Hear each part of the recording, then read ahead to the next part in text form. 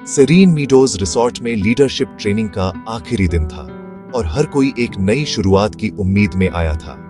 सुबह की हल्की धूप में कॉन्फ्रेंस हॉल में कदम रखते हुए सभी के चेहरों पर उत्साह और उम्मीद की झलक थी। रोहन वर्मा, जिनकी नैतिक लीडरशिप की बातें हमेशा दिलों को छू जाती थीं, नेक्सस इनोवेशंस के एग्जीक्यूटिव्स को अपनी क्लोजिंग रिमार्क्स दे रहे थे। उनकी आवाज में आत्मविश्वास और अनुभव की गहराई थी। उन्होंने अपनी बात को और असरदार बनाने के लिए पानी का ग्लास उठाया, लेकिन तभी उनके चेहरे पर अचानक दर्द की लकीरें उभर आई। सब कुछ एक पल में बदल गया। रोहन ने गला पकड़ा, उनकी सांसें तेज हो गईं और वह स्टेज पर गिर पड़े।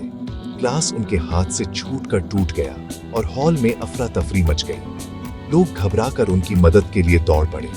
किसी को समझ नहीं आया कि अचानक क्या हो गया। सीईओ आलोक देसाई सबसे पहले स्टेज पर पहुंचे।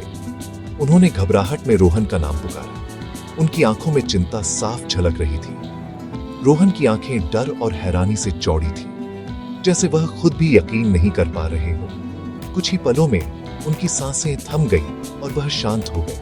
पूरे कमरे में सन्नाटा और डर फैल गया। जहां कुछ मिनट पहले प्रेरणा और ऊर्जा थी, वहां अब सिर्फ बेचैनी और घबराहट थी। रिसोर्ट स्टाफ ने तुरंत एम्बुलेंस और पुलिस को बुलाया और दर्शक स्तब्ध होकर यह समझने की कोशिश कर रहे थे कि आखिर इतनी जल्दी सब कुछ कैसे बदल गया। जिस इंसान ने अपने शब्दों से सैकड़ों लोगों को प्रेरित किया था, वह अब खामोशी में अपना आखिरी सबक दे गया। हर कोई स्तब्ध था। किसी के पास कहने के लिए शब्द नहीं थे। स्टेज, जो कभी उम्मीद और मोटिवेशन की जगह थी, अब एक दर्दनाक हादसे का गवाह बन गई थी। वहां सिर्फ टूटा हुआ ग्लास और बिखरा हुआ पानी रह गया था। लेकिन यह तो बस शुरुआत थी। इस कहानी के असली राज अभी सामने आना बाकी थे। कॉन्फ्रेंस हॉल डर और अटकलों से भरा हुआ था। हर चेहरा किसी अनजाने खतरे की आशंका में डूबा हुआ था और माहौल में एक अजीब सी बेचैनी तैर रही थी। फूड पॉइजनिंग की फुसफुसाहट तेजी से फैल गई। सबको बूफे याद था। हर कोई अपने अपने अनुभव साझा कर रहा था, मानो जवाब ढूंढने की होड़ लगी हो। कुछ लोगों ने अपना पेट पकड़ लिया, ये यकीन करके कि वे भी बीमार हैं। डर ने कल्पना को हकीकत से मिला दिया था और हर छोटी तकलीफ अब एक बड़े खतरे की तरह लग रही थी।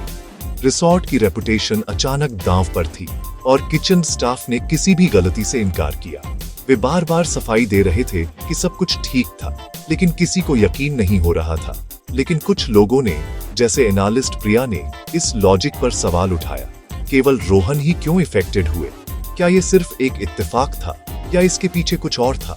डॉक्टर ने कहा कि तेजी से खतरनाक सिम्पटम्स टिपिकल फूड पॉइजनिंग से मैच नहीं करते। उन्होंने बताया कि लक्षण कुछ अलग थे और ये बात सबको और परेशान कर रही थी। उन्होंने चुपचाप पुलिस और फॉरेंसिक का इंतजार करने का सुझाव दिया, लेकिन उनके शब्द पैनिक में दब गए। हर कोई अपने अपने डर में उलझा हुआ था। ज्यादातर लोग एक एक्सीडेंटल एक्सप्लेनेशन के कंफर्ट से चिपके रहे। डार्कर पॉसिबिलिटीज पर विचार करने को तैयार नहीं थे। उन्हें यकीन था कि सब कुछ जल्द ही नॉर्मल हो जाएगा। सच्चाई डर के कोहरे में खो गई थी, क्योंकि असली वजह छिपी हुई थी। हर कोई अपने अपने शक और डर के साथ अकेला महसूस कर रहा था। फोकस दुख से सेल्फ प्रिजर्वेशन पर शिफ्ट हो गया। अब हर कोई अपनी सुरक्षा और इमेज की चिंता में लग गया था। एक टारगेटेड एक्ट का आइडिया ज्यादातर लोगों के लिए बहुत डिस्टर्बिंग था। किसी ने सोचा भी नहीं था कि ऐसा कुछ हो सकता है, लेकिन संदेह के बीज बो दिए गए थे। अब हर कोई अपने आसपास के लोगों को शक की नजर से देखने लगा था। असली इन्वेस्टिगेशन शुरू होने वाली थी, लेकिन जवाब मिलने से पहले सवालों का जाल और भी उलझने वाला था। जैसे ही शाम हुई, इंस्पेक्टर अमे राठौड़ पहुंचे। उनकी शांत उपस्थिति ने अफरा तफरी को कम कर दिया। उन्होंने रिसोर्ट मैनेजर और डॉक्टर की बात सुनी। फूड पॉइजनिंग थ्योरी को न तो एक्सेप्ट किया और न ही डिसमिस किया। उन्होंने हॉल को सिक्योर करने का ऑर्डर दिया और सीन की अपनी केयरफुल एग्जामिनेशन शुरू की। अमे ने टूटे हुए ग्लास, रोहन की पोस्चर और अनटच्ड पानी की बोतल पर ध्यान दिया। उन्होंने एग्जीक्यूटिव्स से सवाल किए, इनकंसिस्टेंसीज की तलाश में। उनके मेथोडिकल अप्रोच ने ऑर्डर रिस्टोर किया, मूड को पैनिक से असहज को ऑपरेशन में बदल दिया। अमे सिर्फ फैक्ट्स नहीं ढूंढ रहे थे, वह कमरे को पढ़ रहे थे, छिपी हुई सच्चाइयों की तलाश में। इन्वेस्टिगेशन सच में शुरू हो गई थी। झूठ का जाल अब खुलने वाला था। फोरेंसिक ने रात भर काम किया और सुबह तक फूड पॉइजनिंग थ्योरी खत्म हो चुकी थी। सभी बूफे सैंपल क्लीन थे। केवल रोहन के ग्लास में एक रेयर फास्ट एक्टिंग पॉइजन था। पानी की बोतल और दूसरे ग्लास अनटच्ड थे। पॉइजन सीधे रोहन के ग्लास में डाला गया था। डेलिब्रेट, सटीक और डरावना। इंस्पेक्टर अमे ने सोचा, ग्लास तक किसकी पहुंच थी? कोई इसे सबके सामने कैसे पॉइजन कर सकता था? उन्होंने सीन को रिकंस्ट्रक्ट किया, स्टेज पर हर मूवमेंट को विजुअलाइज करते हुए। लेक्चरर के पास वालों की लिस्ट उनका फोकस बन गई। पॉइजन वाला ग्लास ही एक सॉलिड क्लू था, मर्डर का एक खामोश गवाह। अमे इसे अपने सीक्रेट्स रिवील करने के लिए डिटरमाइंड थे। इन्वेस्टिगेशन एक्सीडेंट से कैलकुलेटेड क्राइम में शिफ्ट हो गई। किलर की तलाश शुरू हो गई थी। मर्डर कंफर्म होने के बाद अमे रोहन के पर्सनल इफेक्ट्स की तरफ मुड़े। एक साइबर एक्सपर्ट ने रोहन के लैपटॉप में घुसकर छिपे हुए मकसद तलाशे। ड्राफ्ट्स फोल्डर में उन्हें एक जर्नलिस्ट को न भेजा गया ईमेल मिला, जिसमें नेक्सस इनोवेशंस में बड़े फाइनेंशियल फ्रॉड का खुलासा किया गया था। रोहन ने नकली अकाउंट्स का पता लगाया था और अपने आखिरी सेशन के दौरान अपराधी का सामना करने की प्लानिंग की थी। उन्होंने उन्हें पब्लिक होने से पहले कन्फेस करने का मौका देने का इरादा किया था। ईमेल में नाम और स्कीम का डिटेल था। रोहन का मर्डर उन्हें चुप कराने का एक डेस्परेट एक्ट था, इससे पहले कि वह सच्चाई का खुलासा कर पाए। किलर कोई ऐसा था जिसके पास खोने के लिए सब कुछ था। कन्फ्रंटेशन के लिए स्टेज तैयार था, लेकिन रोहन को कभी मौका नहीं मिला। अब मकसद साफ था। इंस्पेक्टर अमे अब जानते थे कि किलर कोई आम आदमी नहीं, बल्कि एक टॉप एग्जीक्यूटिव था, जो अपनी पोजीशन और पावर का गलत इस्तेमाल कर रहा था। यह केस अब सिर्फ एक मर्डर मिस्ट्री नहीं, बल्कि एक बड़े कॉर्पोरेट घोटाले की परतें खोलने वाला था।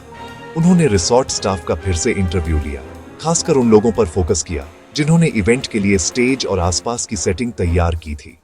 हर छोटी डिटेल, हर छोटी हरकत अब अहम हो गई थी। एक युवा वेटर ने याद किया कि उसने ग्लास और पानी लेक्चरर के पास रखा था, और फिर सीईओ आलोक देसाई को वहां ग्लास चेक करते हुए देखा था। उस वक्त यह एक मामूली बात लगी, लेकिन अब यह एक बड़ा क्लू बन गया था। देसाई ने मंच पर एक अजीब सा जेस्चर किया था, जो बाकी लोगों को तो हार्मलेस लगा, लेकिन अमे की नजर में अब उसकी अहमियत बढ़ गई थी। शायद यही इशारा असली प्लान का हिस्सा था। अम्मी ने होटल के सिक्योरिटी लॉग्स और सीसीटीवी फुटेज चेक की।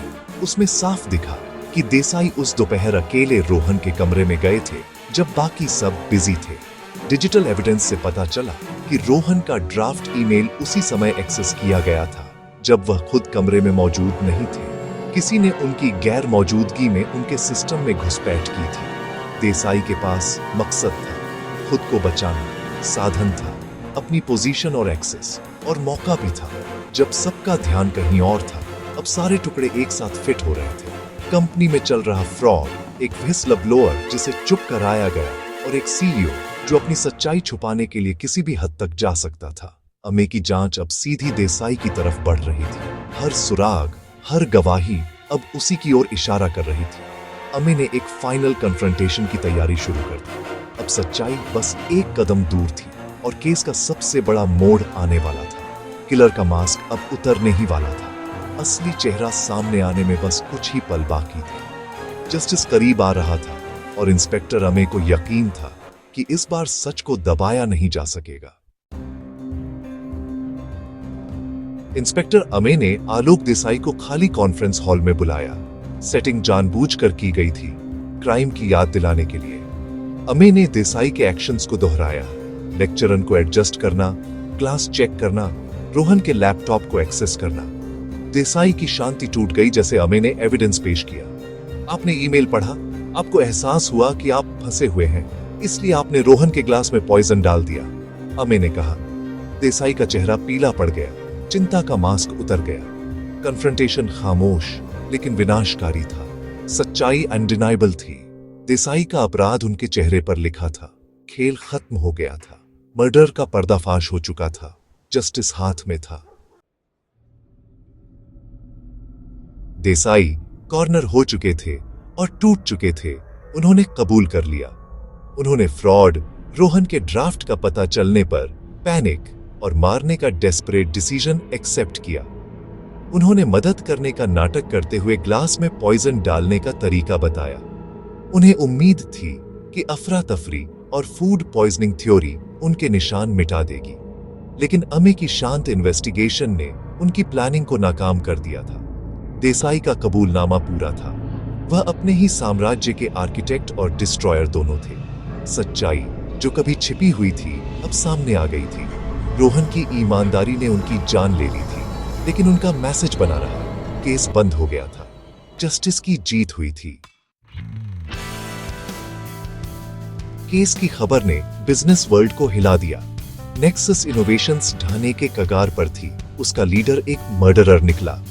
रोहन की मौत ईमानदारी की कीमत का एक सबक बन गई। इंस्पेक्टर अमे को कोई जीत का एहसास नहीं हुआ, केवल सच्चाई के सामने आने की शांत संतोष था। छोटे से छोटे क्लू, एक ग्लास, एक ईमेल, एक वेटर की मेमोरी ने जस्टिस दिलाया था। परिणाम रिसॉर्ट से बहुत दूर तक फैलेंगे। अमे के लिए यह अगले केस की ओर बढ़ने का समय था। हर मुखौटे के पीछे लालच और जस्टिस की कहानियां सामने आने का इंतजार करती हैं। सच्चाई की तलाश कभी खत्म नहीं होती।